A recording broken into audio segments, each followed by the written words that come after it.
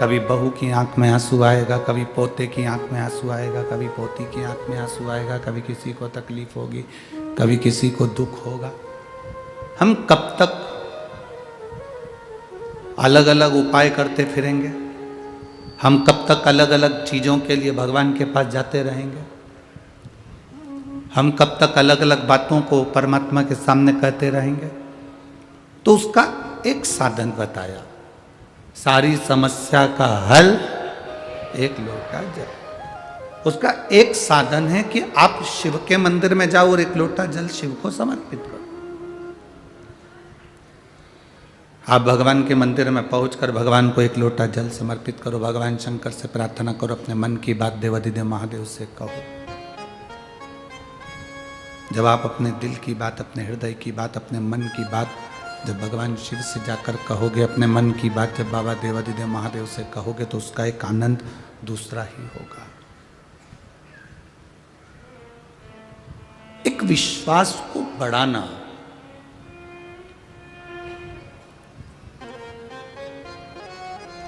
संत नामदेव जी महाराज ने संसार के लोगों को दिया क्या? संत नामदेव जी महाराज ने संसार के लोगों को क्या दिया? संत नामदेव जी महाराज ने संसार के लोगों को विश्वास दिया कि मैं जब विश्वास के बल पर महादेव के मंदिर का दरवाजा बदल सकता हूं, तो विश्वास के बल पर परमात्मा भी पृथ्वी पर आ सकता है। एक भरोसा, एक दृढ़ता, एक विश्वास, ये हमारे भीतर होना चाहिए। और जब तक हमारे भीतर विश्वास नहीं होता, हमारे भीतर दृढ़ता नहीं होती, भरोसा नहीं होता, हमारी दृढ़ता, हमारा विश्वास दृढ़ ही नहीं होता, तब तक परमात्मा मिलता नहीं।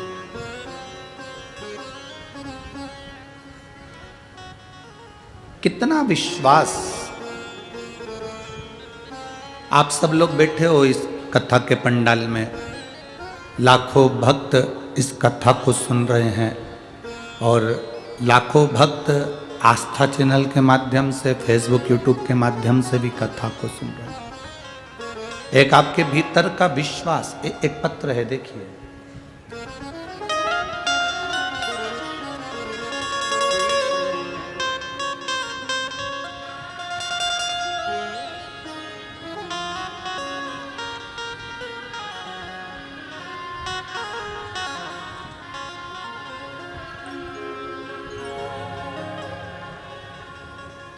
गौरी शेखर खाड़गे,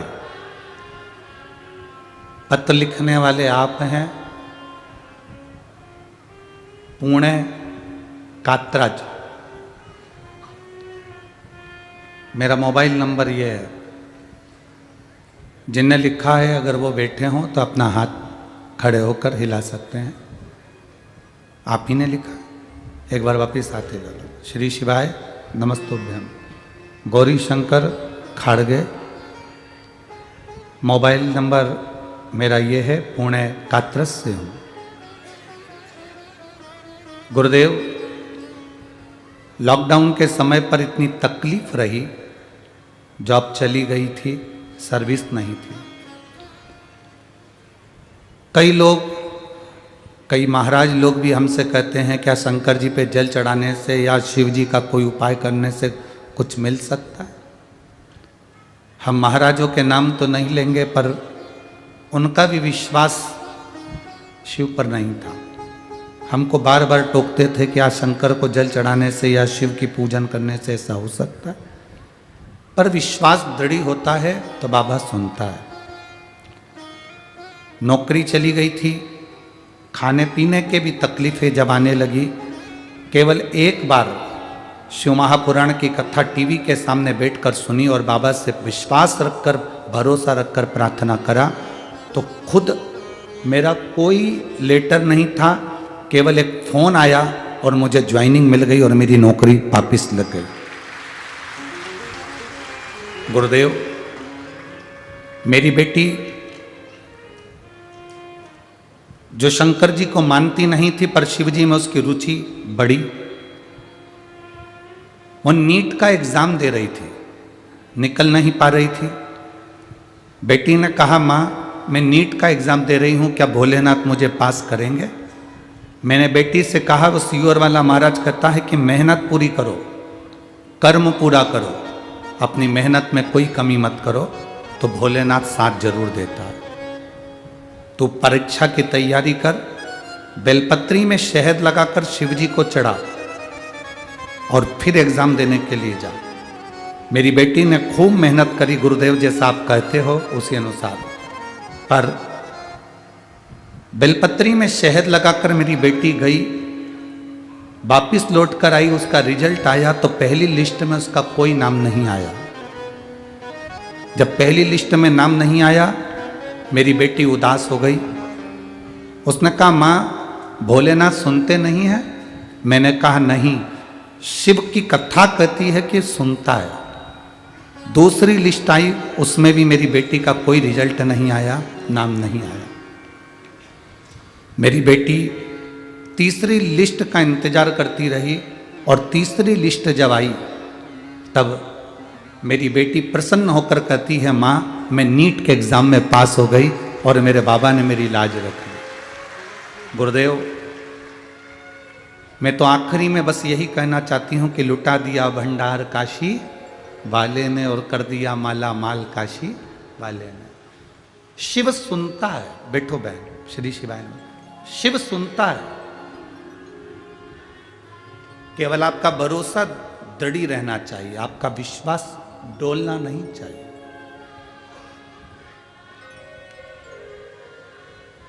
जो भरोसे का पक्का होता है, जो विश्वास का पक्का होता है, शिव उसके साथ होता है।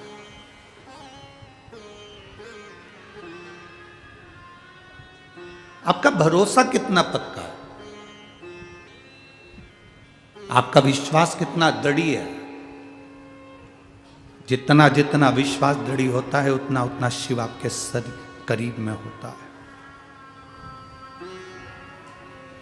जैसे उस माँ ने अपनी बेटी से कहा, पहला रिजल्ट नहीं आया, कोई बात नहीं, तो शिव के मंदिर जाना मत छोड़, शंकर को एक लोटा जल चढ़ाना मत छोड़। आप कितने विश्वास लेकर बैठे हो शिव महापुराण की कथा में कि मेरा बाबा सुनेगा।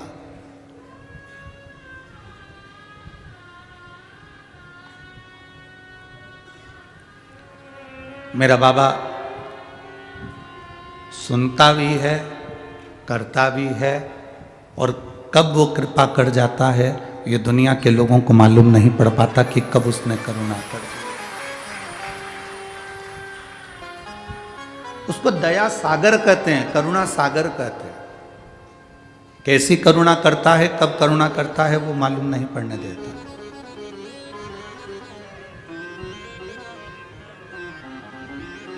संत नामदेव जी ने अपने जीवन में करा क्या? लोगों के दिल में विश्वास दिया है। संत नामदेव जी भरोसा दिया, और बहुत जरूरी है, बहुत जरूरी।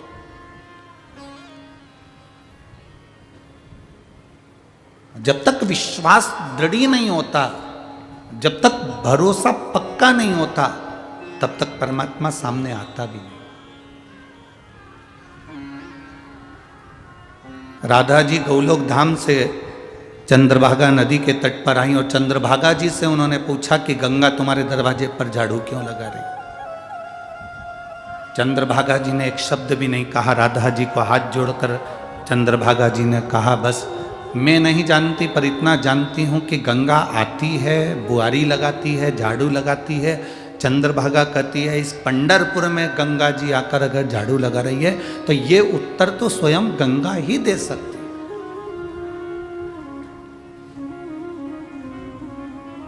गंगा जी के सिवा ये उत्तर कोई नहीं दे सकता।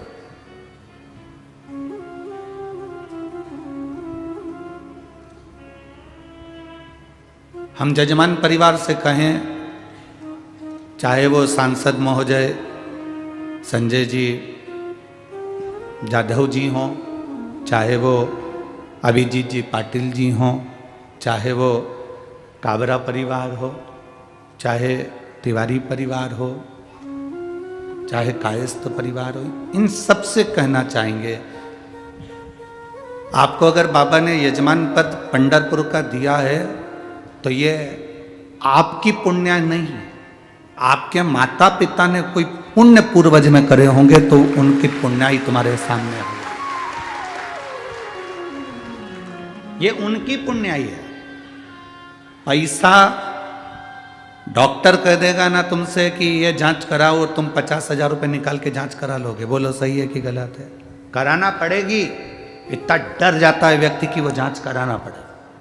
डॉक्टर ने कहा है तुम्हें ये पैसा यहाँ लगाना पड़ेगा, ये जांच और कराओ, 10,000 की जांच करवाना पड़ेगी, चाहे उधार लाओ, कर्जा करो, पर जांच कराओ।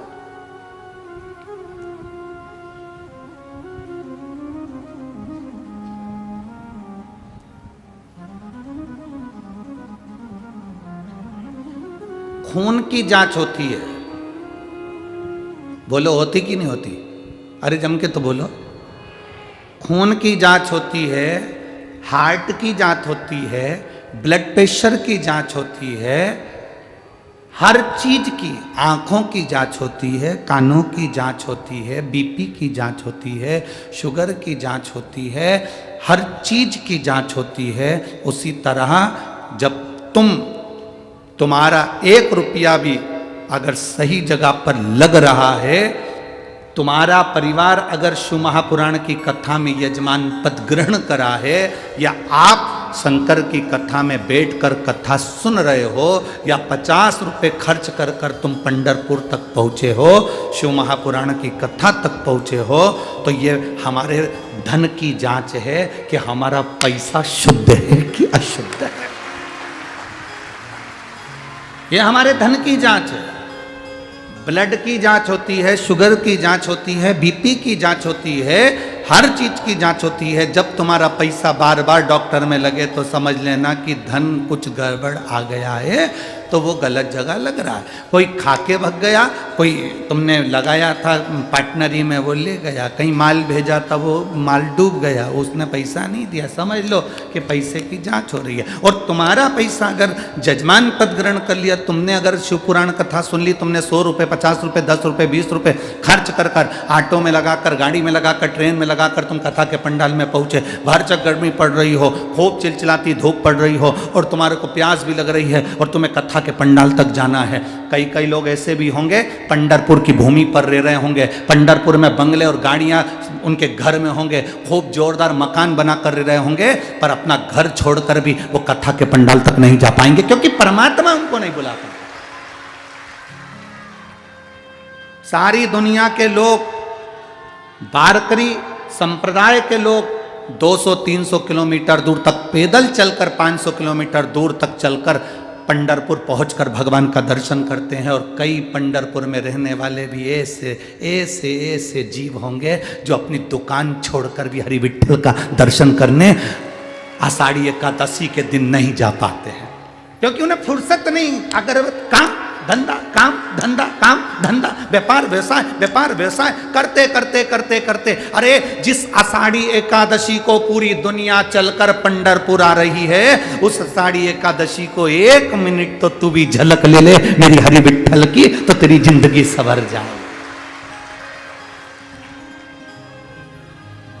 कमाने के लिए पूरी जिंदगी पड़ी है, खूब कमाओ, पूरा जीवन पड़ा है, खूब दिल से कमाना, कोई मना नहीं करेगा तुमको, कोई नहीं रोकेगा। और हम भी कहते हैं कथा में, तुम्हारी कैपेसिटी से ज़्यादा कमाओ, तुम्हारे से जितना बन जाए उससे दुगना कमाओ, हम मना नहीं करेंगे, पर अपने धन की जांच भी करिए। सत्संग में गए, ये हमारे धन की जांच है। भजन में पहुंच गए, भजन में तुम्हारा मन लग गया, ये हमारे अन्न की जांच है।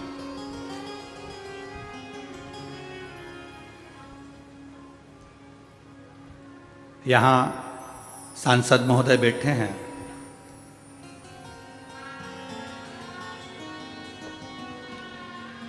कावरा जी, आपके पास में जो सांसद जी बैठे हुए हैं, इनकी जब शादी पक्की हुई, इन्होंने अपनी धर्म पत्नी के गले में मंगलसूत्र बाद में बांधा, क्योंकि संजय बंडू भैया सांसद जी ये वारकरी हैं, इनके गले में तुलसी की कंठी है। इन्होंने मंगलसूत्र बाद में बांधा, पहले गले में तुलसी की माला बांधी, उसके बाद मंगलसूत्र बांधा। पहले तुलसी की माला बांधी, फिर मंगलसूत्र बांधा कि उनको भी वारकरी संप्रदाय में जोड़ा गया। अपना पहले हरि के बन जाओ, पहले परमात्मा के बन जाओ, बाकी की जिंदगी तो सब चलती ही रहना। हम रहने के बाद भी, पंढरपुर में रहने के बाद भी अगर हम चंद्रभागा का स्नान नहीं कर सके, पंढरपुर में रहने के बाद भी हमारी विट्ठल का दर्शन ना कर सके, और हम गर्व से कहते हैं कि हम पंढरपुर में रहते हैं, तो हरि विट्ठल भी कहेगा बहुत आते हैं, बहुत। पंढरपुर में बहुत आते हैं, हरि विट्ठल भी कहते हैं इतने आते हैं, किसी के लिए मेरा हरि विट्ठल मंदिर को छोड़कर बाहर चले जाता है, और किसी किसी को मंदिर में अपने सिर पर बिठाकर मंदिर के अंदर ले जाता है। बहुत आते हैं,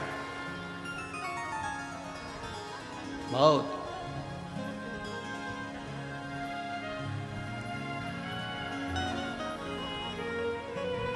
आप सब जितने भी भक्त लोग पंढरपुर की कथा में आए हैं, ये लाखों की संख्या में पहुंचे हैं, अपने अपने घर जाकर नजर उतरवा लेना, तुम्हारे ऊपर बाबा की बड़ी कृपा है जो तुम इस पवित्र भूमि तक पहुंचे हो, इस पवित्र भूमि तक पहुंचे हो। कई ऐसे होंगे उलझ गए, एक बार लोग शिव महापुराण के ट्रैफिक में उलझ जाते हैं। आप में से कई लोग होंगे ट्रैफिक में उलझे कि नहीं उलझे अभी तक? अरे बोलो तो जम के तो बोलो जरा। अब यहां से मतलब मत रखो कि कथा के ट्रैफिक में मतलब, तुम तो मुंबई चले जाओ, पुणे चले जाओ, बड़े शहर में चले जाओ, तुम्हारे नगर में चले जाओ, तुम कहीं जा रहे हो वहां चले जाओ, जब तुम ट्रैफिक में उलझ जाते हो तो तुम्हारा चेहरा कैसा रहता है?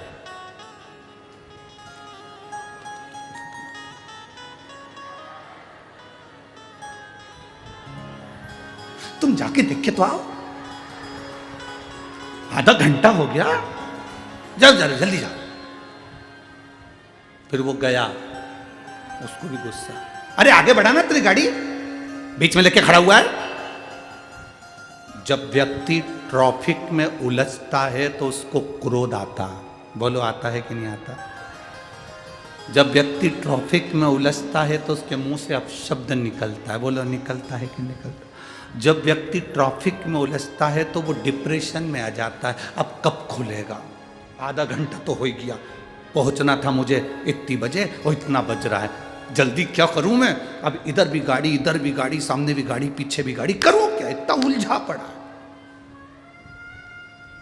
ट्रैफिक में उलझा था, फिर धीरे से ट्रैफिक खुला, धीरे से खुला, तेरी गाड़ी आगे बढ़ी, तब तेरे चेहरे पे स्माइल आई, प्रसन्नता, और फिर जब धीरे धीरे पूरा रास्ता खुल गया, फिर हवा भी लगी गाड़ी की, और फिर टेप चालू करा, विट्ठल विट्ठल विट्ठल, फिर टेप चालू करा गाड़ी का, और भजन में अब मन लगा, और रास्ता क्लियर करते करते करते करते फिर अपनी मंजिल तक पहुंच गए। ये केवल ट्रैफिक की कथा नहीं है, ये अपनी कथा है। संसार के ट्रैफिक में अपन सब उलझे हुए हैं, थोड़ा इंतजार करना, ट्रैफिक क्लियर जरूर होगा, उलझने हटेगी जरूर, ये निश्चित है। कितना भी ट्रैफिक लगा हो, कितना भी ट्रैफिक जाम हो, क्लियर होने में थोड़ा समय लग सकता है, धीरे धीरे क्लियर होगा, तुम्हारे चेहरे पर प्रसन्नता जरूर आएगी। उसी तरह संसार में कितना भी दुख आ जाए, कितनी भी तकलीफें आ जाए, कितना भी कष्ट आ जाए, घबराना मत, ट्रैफिक क्लियर जरूर होगा, निश्चित।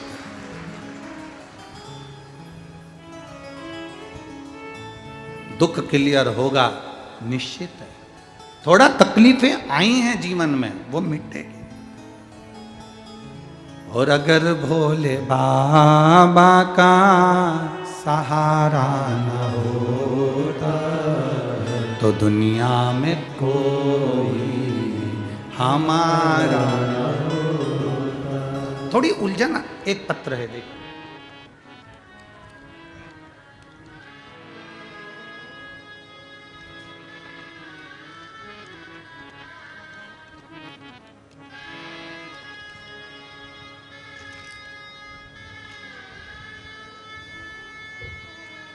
मैं सुरंजना राजेश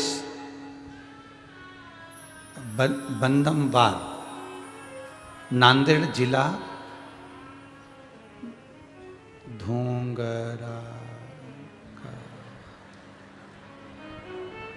तुम समझ गए क्या? बस अपना काम हो गया। तुम्ही को तो समझना है, बाकी की तो सब जानने दो। मैं सुरंजना राजेश बंदमवार, नांदेड़ जिला, धोंगरा का। ठीक है, कहीं बैठी हैं? हाथ हिला सकती हैं। कहीं बैठे आप ही हैं? ऐसे हाथ हिला दो एक बार। श्री शिवाय नमस्तुभ्यं, प्रणाम। गुरुदेव, मेरा बेटा जो कि यूपीएससी की तैयारी करता है, अपने शरीर की समस्या की वजह से धीरे धीरे डिप्रेशन में चला गया था। हमने हर डॉक्टर के पास जाकर उसे दिखाया, उसका इलाज करवाया। केवल अपने नगर में ही नहीं, बड़ी बड़ी शहर में ले जाकर उसका इलाज करवाया। सारे लोग बहुत परेशान हो गए, हताश हो गए। किसी के समझ में नहीं आ रहा था कि अब क्या करें, इतना डिप्रेशन में वो पहुंच गया था। उन्हीं दिनों में मेरी बड़ी बहन घर में आई थी, तो उसे मैंने अपनी सारी परेशानी बताई। तो उसने मुझे बताया कि सीहोर के प्रदीप मिश्रा कथा करते हैं, तो कथा सुन। उसमें एक लोटा जल सारी समस्या का हल बताते हैं। शिव महापुराण की कथा सुनना प्रारंभ करा, तभी से मैं शिव जी को एक लोटा जल अर्पित करने लगी, मैं शिव जी को जल चढ़ाने लगी। गुरुदेव, पिछले 6 महीने से शिव जी की आराधना में पूरे मन से कर रही हूँ, और बाबा की कृपा का मैं क्या गुणगान करूँ गुरुदेव। बाबा बाबा है। मेरे रिश्तेदार से मैंने रुद्राक्ष मंगवाया, तांबे के कलश में गलाकर शिव जी को चढ़ाकर वो जल देना प्रारंभ करा। उसी बीच में मेरे चाचा जी की तबीयत खराब हो गई, उनको भी मैंने रुद्राक्ष का जल दिया और उनका स्वास्थ्य ठीक हुआ। मैं निवेदन करना चाहूँगी गुरुदेव, बाबा की करुणा किसको कहते हैं? आज शिव जी की कृपा से मेरे बेटे को एक भी गोली दवाई की जरूरत नहीं है, और मेरा बेटा यूपीएससी क्लियर कर रहा है। ये बाबा की कृपा दृष्टि मेरे ऊपर हुई है। बधाई आपको। हर हर महादेव। एक बार वापिस हाथ हिला दो। श्री शिवाय नमस्तुभ्यं। कितनी भी समस्या, बैठिए।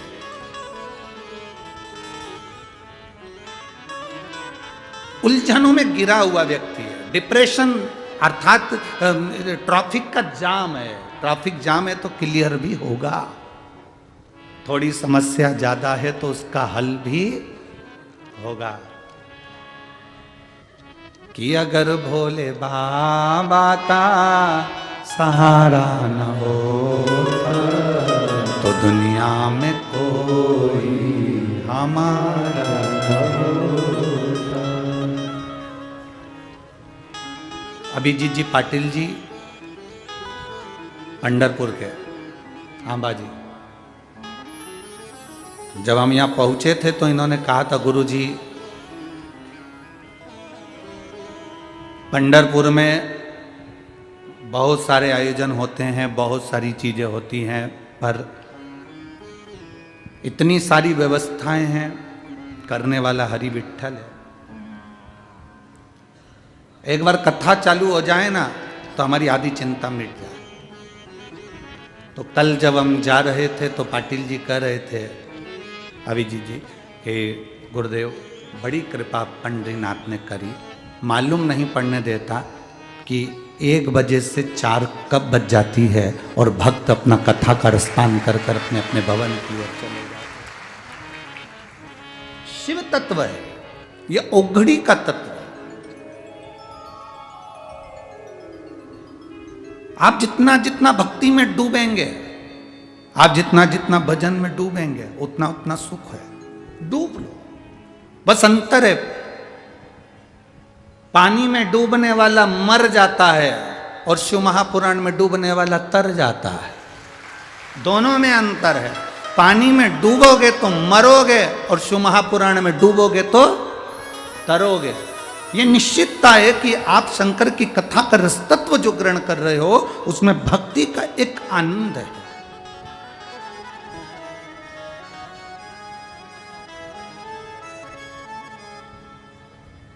ट्रैफिक कितना भी जाम हो, दुख कितना भी हो, कष्ट कितना भी हो, रोग कितना भी हो, बीमारी कितनी भी हो, तकलीफ कितनी भी हो, कितनी भी तकलीफ तकलीफ हो, आप शंकर जी को एक लोटा जल तो चढ़ाओ। अब कई माताएं कहती है मैं तो अभी 2 महीने से चढ़ा रही हूं, मैं 4 महीने से चढ़ा रही हूं, भगवान मेरी सुनता ही नहीं है, सुनता ही नहीं है। उसका कारण क्या है? आपने दिल से चढ़ाया ही नहीं।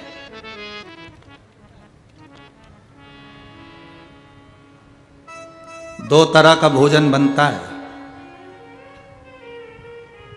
ओ मेरी जीजियों, आप भोजन बनाती हो ना तो 2 तरह का भोजन बनता है। एक भोजन सास से लड़ाई हो जाए तब बनाओ, और एक भोजन तुम्हारी शादी की सालगिरह, खूब जोरदार सिर पे, और यहां से गजरे लटक रहे,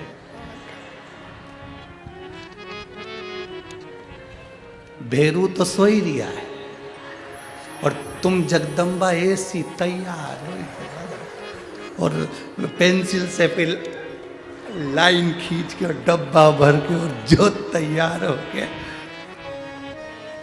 और चाय लेके तुम फिर सर के पास पहुंची, गुड मॉर्निंग, आज अपनी शादी की सालगिरह। पति तकिए से टिका, आज ही का ही वो दिन था, आज ही का दिन था जिस दिन मेरी मती मारी गई थी, आज ही का दिन था। अब वो फिर भी वो प्रसन्न में और भोजन बना रही है। एक सास से लड़ाई हुई तब भोजन बनाया, और लड़ाई में जो भोजन बना उसका स्वाद तुम खाके देख लेना, कहीं मिर्ची तेज, कहीं नमक तेज, कहीं कुछ कहीं कुछ। और जिस दिन उस दिन का भोजन करके देखना, क्या जोरदार भोजन, क्या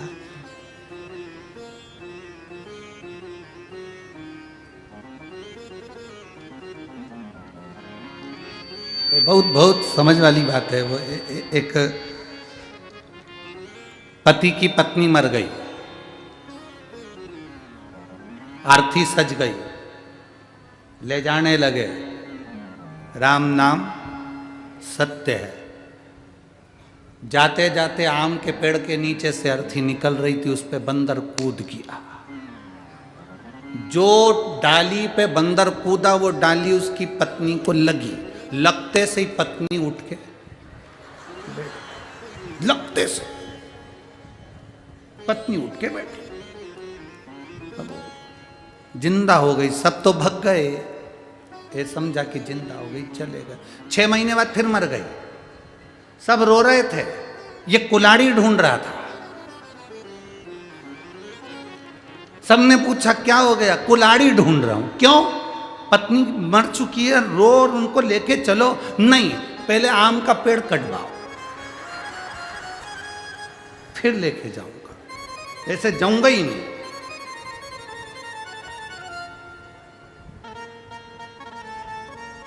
भोजन में अंतर है।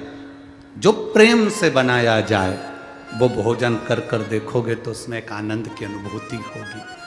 जो क्रोध से बनाया जाए उसमें रुचि नहीं होगी, ना आनंद होगा, ना वात्सल्यता होगी, ना प्रेम होगा। उसी तरह पशुपति व्रत करने वाले भी 2 तरह से व्रत करते हैं। एक भाव से करते हैं, एक हमको कुछ चाहिए तो करते हैं। एक भाव से कि भगवान का मैं व्रत करूंगी और मेरा विश्वास कहता है कि मेरा बाबा सुनेगा। एक पत्र है, देखिए।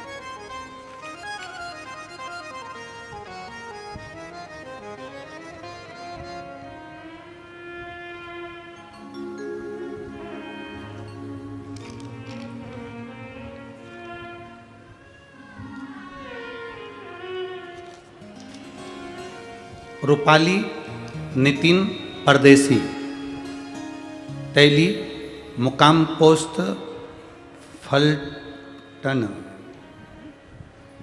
जिला सतारा, मोबाइल नंबर ये है। कहीं बैठी हैं? आप ही हैं? दोनों हाथ हिला दो एक बार। श्री शिवाय नमस्तुभ्यम, प्रणाम।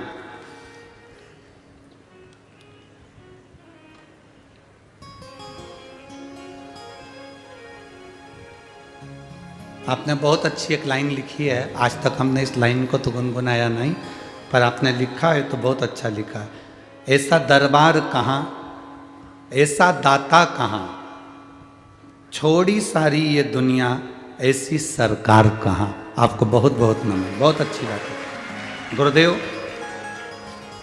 मैं बाबा का क्या वर्णन करूं, एक लोटे जल का महत्व बताती हूं गुरुदेव। मेरी सब पीड़ा बाबा ने मिटा दी। 25 साल से रजो धर्म की तकलीफ थी, इतनी पीड़ा पेट में होती थी कि मेरे से दर्द सहन नहीं होता था। सारे डॉक्टरों का इलाज करवाया, दवा ली पर आराम नहीं लगा। 23 साल निकल गए, फिर अचानक दर्द इतना बढ़ गया कि मेरे पति ने मुझे पूना के कमांड अस्पताल में दिखाया। वहाँ सोनोग्राफी करवाई और डॉक्टर ने जब देखा तो बताया कि बच्चेदानी में 2 गठाने हो गई। एक 4-8 की है सेंटीमीटर की, एक 4-1 सेंटीमीटर की। 2 गठान हैं, आपको ऑपरेशन कराना पड़ेगा। हमने कहा ठीक है, सब जांचें करवा लो और वापस आ गए। मुझे मेरी ननंद ने कहा कि टीवी पर कथा आती है, आस्था चैनल पर सियोर वाला महाराज कथा करता है शिव पुराण की, वो आप सुनो। हमने कथा सुनना प्रारंभ करा। पहले हम शिव मंदिर नहीं जाते थे, तब हमने 1 लोटा जल चढ़ाना प्रारंभ करा। मेरी ननंद ने बोला कि तू कर, वो सियोर वाला महाराज बताता वैसा कर, मेरा विश्वास कहता है कि तेरे पेट में आराम लगेगा और गांठ में भी आराम हो जाएगा। हमने वैसा करना, जल चढ़ाना प्रारंभ करा। ऑपरेशन की तारीख आ गई। 15 जून को ऑपरेशन था और 12 जून को हमें एडमिट होना था। छत्रपति संभाजी नगर में आपकी कथा होने वाली थी। मेरी ननंद ने मुझे वहाँ पे कथा के पंडाल में आने के लिए कहा। मैंने 7 जून की कथा सुनी और बाबा से पंडाल में बैठ के प्रार्थना करी कि मेरा ऑपरेशन नहीं हो बाबा, मेरी पेट में जो गांठें हैं वो गल जाए, ऐसी कृपा करना। 15 जून को हमको ऑपरेशन के लिए जाना है और 12 जून को एडमिट होना है। 7 जून को हम संभाजी नगर की कथा सुनने के लिए गए। 8 जून को हम वहीं से संभाजी नगर से निकलकर सीधे सीहोर पहुंच गए और वहाँ से रुद्राक्ष लेकर बाबा का दर्शन कर कर हम 10 जून को आ गए। 11 जून को घर पहुँचे। 12 जून को हम फिर रुद्राक्ष का जल चढ़ाकर उसको पीकर हॉस्पिटल के लिए निकल गए। जैसे ही हम हॉस्पिटल में गए, 13 जून के दिन हॉस्पिटल में जब पहुँचे तो हमारी जांचें प्रारंभ हो गई और डॉक्टर ने कहा तुम्हारे पेट में इन्फेक्शन ज़्यादा है, इतना ज़्यादा इन्फेक्शन है इसलिए तुम्हारा ऑपरेशन नहीं होगा। ऑपरेशन टल गया, ऑपरेशन नहीं होगा। हमने डॉक्टर से कहा पेट में दर्द ज़्यादा है, तकलीफ ज़्यादा है, गठाने हो सकता है बढ़ जाए, आप ऑपरेशन कर दीजिए। डॉक्टर ने कहा इतने इन्फेक्शन में हम ऑपरेशन नहीं कर सकते। हम बाबा को नमन कर कर वहाँ से वापस आ गए। शिवजी पे चढ़ा हुआ जल पीना प्रारंभ करा। गुरुदेव आप कहते हो पंडाल में बैठकर कथा सुनने का क्या लाभ होता है। 7 जून की कथा सुनी और आज बाबा के दरबार में बैठकर मैं नमन कर कर कहती हूँ, जैसे ही जांच कराई तो मेरी सारी रिपोर्ट नॉर्मल आई और अब मेरा शरीर ठीक है। मैं बाबा को नमन करती हूँ। बैठिए बहन, श्री शिवाय नमस्तुभ्यम। बैठिए। शिव तत्व की प्राप्ति है। क्या देगा शंभु, क्या प्रदान करेगा शिव, ये उसके ऊपर निर्भर करता है। तेरी कृपा बिना ना हिले एक भी अणु, लेते हैं श्वास तेरी कृपा से तनु तनु। हे गंगाधार मुक्ति द्वार ओंकार तू, भोले ओंकार तू। आयो शरण तिहार शंभु तार तार तू। बखान क्या करूं मैं राखों के ढेर का, चपटी भभूत में खजाना कुबेर का। हे गंगाधार मुक्ति द्वार ओंकार तू, भोले ओंकार तू। आयो शरण तिहारी शंभु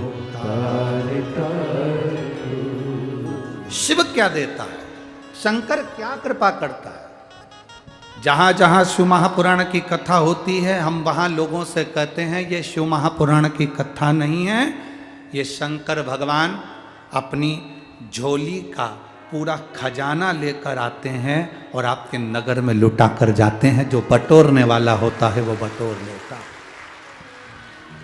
जो बटोरने वाला होगा वो बटोर लेगा, जो रखने वाला होगा वो रख लेगा, जो लेने वाला होगा ले लेगा। वो जैसे माताएं भजन गाती ना, राम नाम के हीरा मोती में बिखराऊं, गली गली ले लो रे कोई राम का प्यारा शोर मचाओ।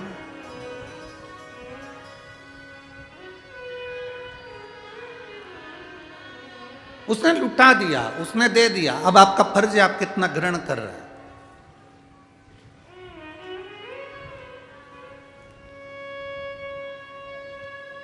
शिव महापुराण में संवाद आता है विद्येश्वर संहिता में,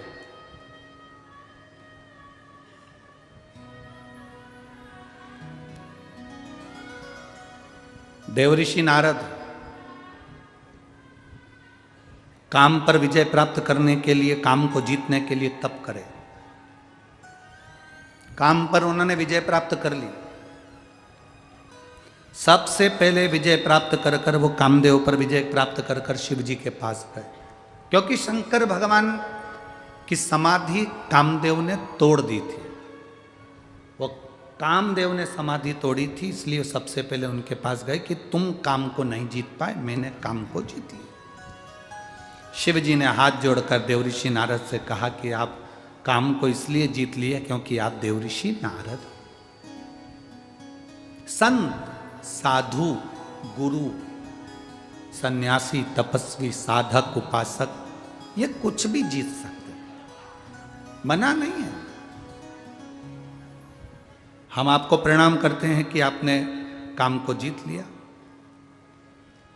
शिवजी ने नंदी से कहा कि एक रुद्राक्ष की माला लाओ। रुद्राक्ष की माला शंकर भगवान ने देवऋषि नारद के गले में पहना दी।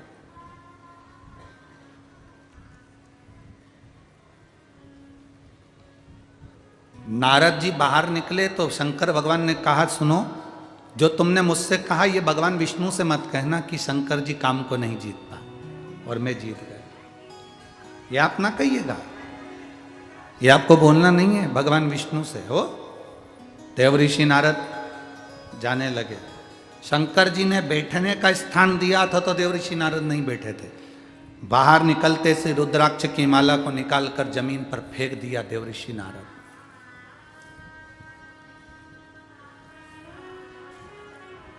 कई लोगों के हृदय में भ्रम रहता है, कई लोगों के हृदय में एक भ्रम है, तुलसी की माला पहने तो रुद्राक्ष की माला पहने कि नहीं पहने।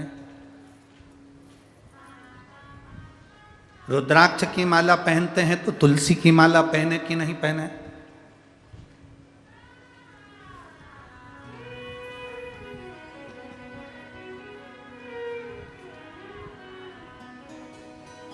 कभी डॉक्टर को दिखाने के लिए गए हो आप लोग?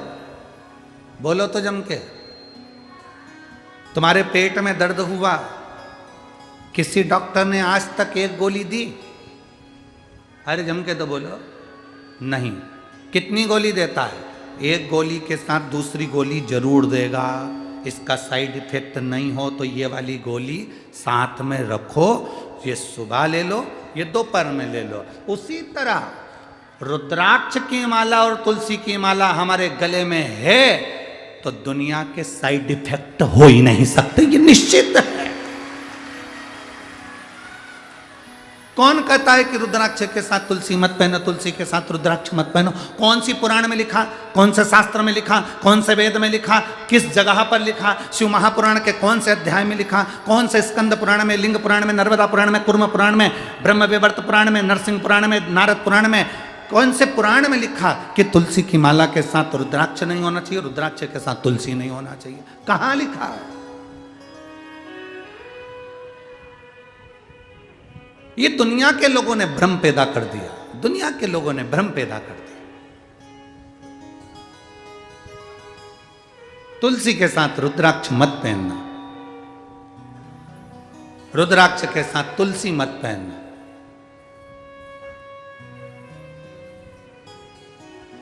हम तो अंदर से लेकर बाहर तक रुद्राक्ष और तुलसी धारण करते हैं, चाहे जो उस रुद्राक्ष और तुलसी एक, वो कहते हैं ना कि भगवान को भोग लगाओ ना तो उसमें तुलसी का दल डालना जरूरी है। बिना तुलसी के भगवान भोग स्वीकार करते हैं क्या? जम के बोलो जरा। नहीं, जब बिना तुलसी के भगवान भोग स्वीकार नहीं करते तो तुम्हारे तन पर तुलसी की माला नहीं होगी मरते समय, तो तुम्हें स्वीकार करेगा? करेगा नहीं। और जब तुम्हारे गले में एक रुद्राक्ष पड़ा होगा, जब तुम्हारे गले में एक रुद्राक्ष की माला होगी या रुद्राक्ष पड़ा होगा, तो बैकुंठ तुम जाओगे तो तुम्हें महादेव अपने नंदी पर बिठाकर अपने साथ लेकर बैकुंठ तक जाते हैं। केवल ऐसे ही पैदल चलकर बैकुंठ नहीं चले जाओगे, तुम्हें महादेव नंदी पर बिठाकर, नरसिंह भगत की कथा आती है लेकर गए, नामदेव जी की कथा आती है, औंडा नागनाथ में भगवान शंकर नामदेव जी के लिए प्रकट होकर उनके गले में रुद्राक्ष डालकर गए। पंडरनाथ की कथा आती है, जब देवाधिदेव महादेव मिलने के लिए हरि विठ्ठल से आए तो भगवान शंकर ने देखा, भगवान नारायण ने देखा, हरि विठ्ठल ने देखा, पहला वार करी, पहला जिसने वारी करी वो पहला वार करी थे भगवान शंकर। जब दरवाजे पर आए तो शिव जी प्रसन्न, भगवान नारायण प्रसन्न थे, उन्होंने अपने गले की तुलसी की माला निकालकर स्वयं शंकर भगवान के गले में डाल दी। तुम में भेद, हम में भेद, संसार में भेद हो सकता है, पर परमात्मा में कभी भेद नहीं हो सकता। ये तो दुनिया के लोगों ने अपने अपने एक स्त्रोत बना रखे हैं। राम जी, शंकर जी के मंदिर मत जाना, शंकर जी का प्रसाद मत खाना, शंकर जी के मंदिर में जल मत चढ़ाना, शंकर जी को स्त्री स्पर्श नहीं करे। अगर शंकर जी को स्त्री स्पर्श नहीं करे तो पार्वती क्यों शिव जी की पूजन करे?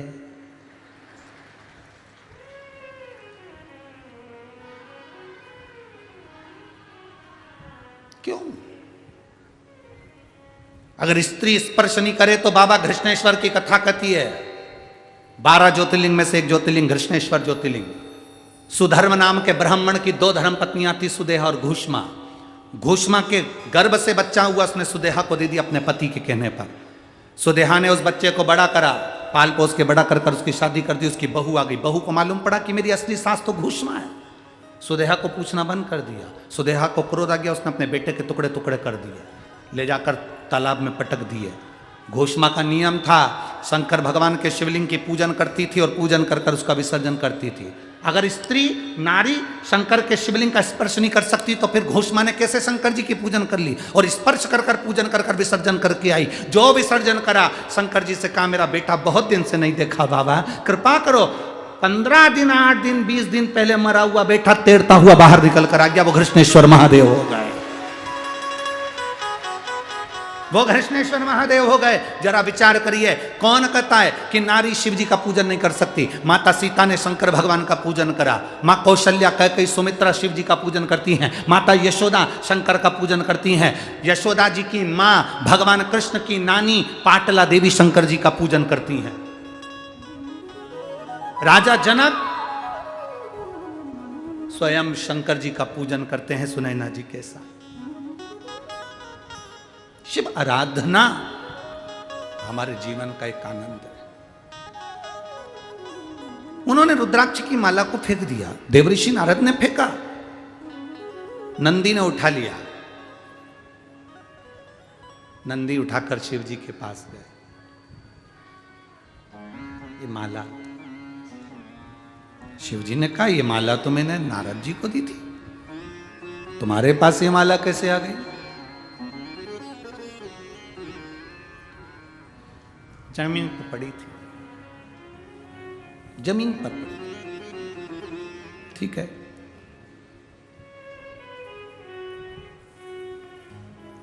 जब जिंदगी में तकलीफ आना होती है तब व्यक्ति शंकर भगवान की निंदा करना चालू कर देता है, या शिव पुराण की निंदा करना चालू कर देता है, या शंकर के भक्त की निंदा करना चालू कर देता है। सब समझ लेना, जब मुख से शंकर की निंदा हो रही हो, शिव पुराण की निंदा लोग कर रहे हों, जिसने करी, अब समझ लेना कि उसके जीवन का तकलीफ का समय प्रारंभ हो गया। अब उसकी जिंदगी में अब दुख सामने खड़ा, जीवन में दुख उसके सम्मुख।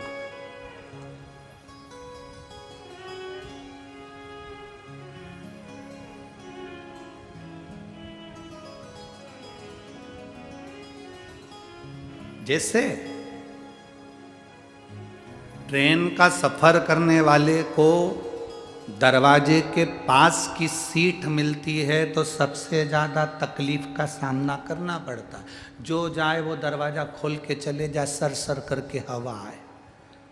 बोलो सही है कि गलत है? जो आए वहीं पर खड़ा हो जाए, धक्के दे। उसी तरह जैसे कि मकान जो बनते हैं, उस मकान में जो कॉर्नर का मकान होता है उसमें भी तकलीफें रहती है। ये नियम,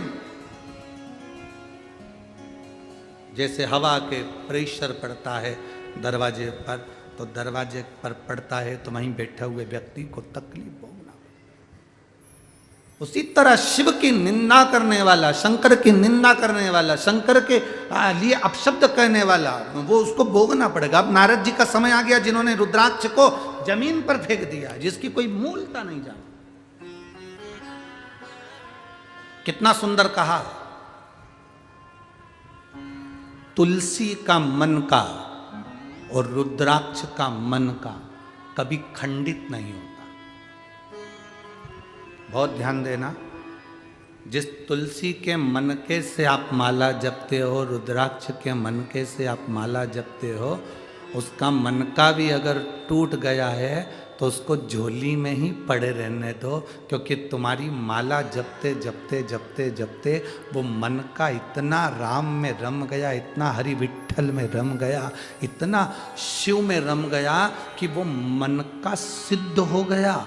और इतना सिद्ध हो गया कि वो मन का टूटने के बाद भी टूटा हुआ नहीं है, वो सिद्ध की सिद्ध है। किसी भी देवता की मूर्ति टूट जाती है तो खंडित कहलाती है। राम जी की मूर्ति टूट गई, खंडित कहलाएगी। भगवान कृष्ण की मूर्ति टूट गई, खंडित कहलाएगी। दत्त की मूर्ति टूट गई, खंडित कहलाएगी। जिस देवता की मूर्ति है जरा सी भी टूट गई तो खंडित कहलाती है। पर केवल एक शंकर जी का शिवलिंग ऐसा होता है जो टूट भी जाता है तो खंडित नहीं कहलाता, अखंड कहलाता है। तुम्हारे घर में अगर शंकर का शिवलिंग है, वो टूट भी गया, आप सीहोर का कंकर उठा कर लिया, उसके टुकड़े टुकड़े हो गए। आप शंकर नर्मदा का कंकर उठा के लिया, उसके टुकड़े टुकड़े हो गए। तुम्हारे घर में जो शिवलिंग है वो टूट गया, खंडित हो गया, वो खंडित नहीं माना जा सकता, उसको खंडित नहीं कर सकते। उसके 4 टुकड़े भी हो गए तो वो सहस्त्र कहलाएगा, उसके टुकड़े टुकड़े भी हो गए तो सहस्त्र शिवलिंग कहलाएगा, सहस्त्रलिंग कहलाएगा, वो खंडित नहीं कहला सकता। हमसे लोग बात कहते हैं, गुरुजी हमारे गांव में एक बहुत पुराना शिवलिंग है, वो खंडित हो गया, तो वो शिवलिंग का हम क्या करें?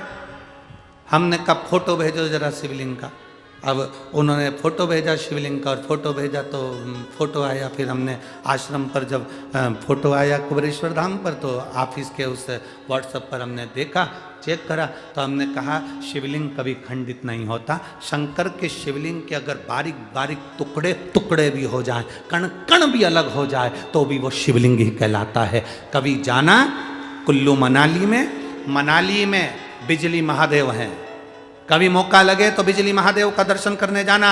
आसमान में जो बिजली चमकती है वो बिजली महादेव पर गिरती है, उसका नाम बिजली महादेव है। बिजली महादेव पर गिरती है तो महादेव के शिवलिंग के टुकड़े टुकड़े हो जाते हैं, इतने टुकड़े होते हैं कि उसको बारीक बारीक टुकड़ों को वापिस जोड़ना पड़ता है। शिवलिंग के टुकड़े टुकड़े हो जाते हैं, बिजली महादेव पर बिजली गिरती है, टुकड़े टुकड़े हो जाते हैं। जब टुकड़े टुकड़े हो गए तब एक परिवार में, उसके परिवार में कोई विकलांग है, वो विकलांग ऊपर जाता है, उसके घर में कोई ना कोई विकलांग जरूर होता है, वो सब दूर से माखन मंगकर ऊपर जाता है, बिजली महादेव के टुकड़े टुकड़े इकट्ठे करता है, मक्खन से उसको जोड़ देता है, जोड़कर एक लोटा जल समर्पित करता है, फिर हाथी के पांव से भी तोड़वाओ तो वो महादेव नहीं टूटते हैं, उसको बिजली महादेव कहते हैं। बिजली महादेव जिनके टुकड़े टुकड़े होकर जुड़ जाते हैं। शंकर भगवान कभी खंडित नहीं होते, कभी खंडित नहीं है, अखंड है, अखंड।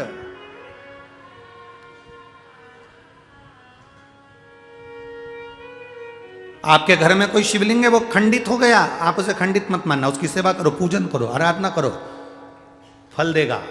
रुद्राक्ष खंडित हो गया, उसे खंडित मत मानना, रुद्राक्ष कभी खंडित नहीं होता।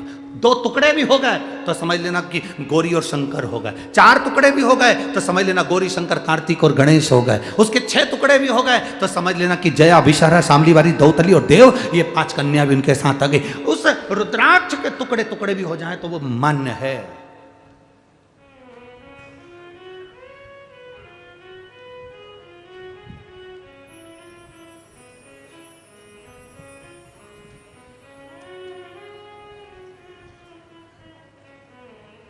सीहोर में कुबेरेश्वर धाम पर जो रुद्राक्ष मिलता है उसमें अगर थोड़ा सा भी रुद्राक्ष, कई माताएं कहती है ये खंडित है। अब उनको समझाने वाला कौन समझाए, ये तो खंडित है, भैया हमको दूसरा दे दो। उनको समझना चाहिए रुद्राक्ष शिवलिंग कभी खंडित नहीं होता, वो अखंड है, सबके जाने की कथा है। राम जी के बैकुंठ जाने की कथा है, कृष्ण भगवान के जाने की कथा है, सारे देवताओं के जाने की कथा है। आपने कभी शंकर जी के जाने की कथा सुनी क्या, कि शिव जी इस पृथ्वी को छोड़ के चले गए? नहीं, अखंड।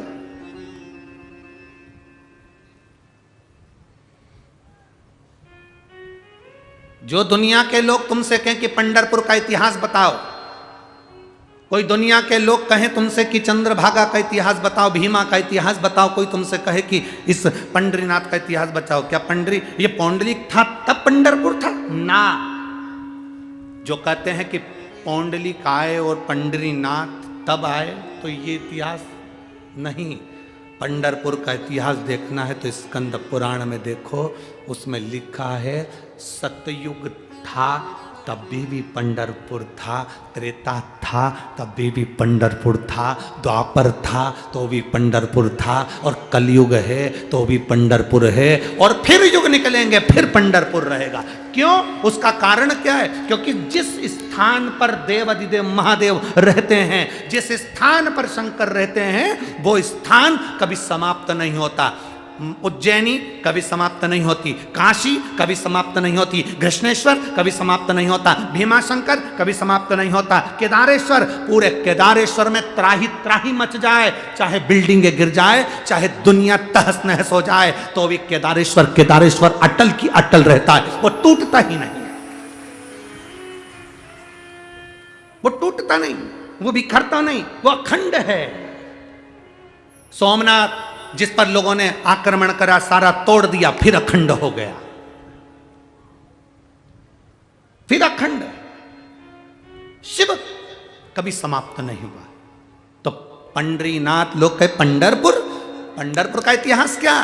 पंढरपुर का इतिहास यह कहता है शिव पुराण का कि पंढरपुर आज का नहीं, पंढरपुर में हरि विठ्ठल महादेव दोनों विराजमान है। जहां शिव है वो कभी समाप्त नहीं हो सकता, वो अखंड है, अखंड है।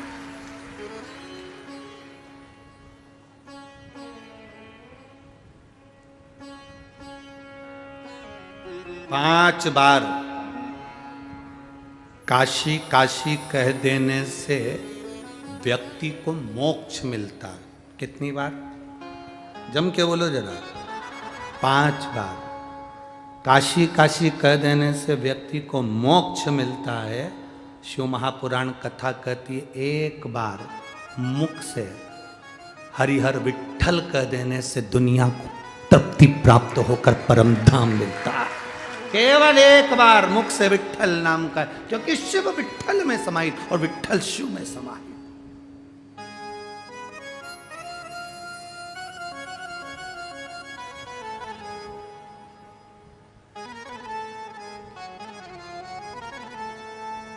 बस उसको भजने वाला चाहिए, स्मरण करने वाला चाहिए। मेरा बाबा भोलानाथ जिसके सिर पे रख दे हाथ, कर दे वारे के न्यारे नंदी पे चढ़ के। मेरा बाबा भोलेनाथ जिसके सिर पे रख दे हाथ, कर दे वारे के न्यारे नंदी पे चढ़ के।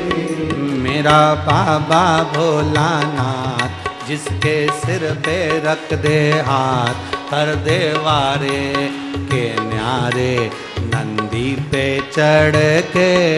मेरा बाबा भोलानाथ जिसके सिर पर रख दे हाथ, कर दे वारे के न्यारे नंदी पे बैठ के। बड़े भाव से दोनों हाथों से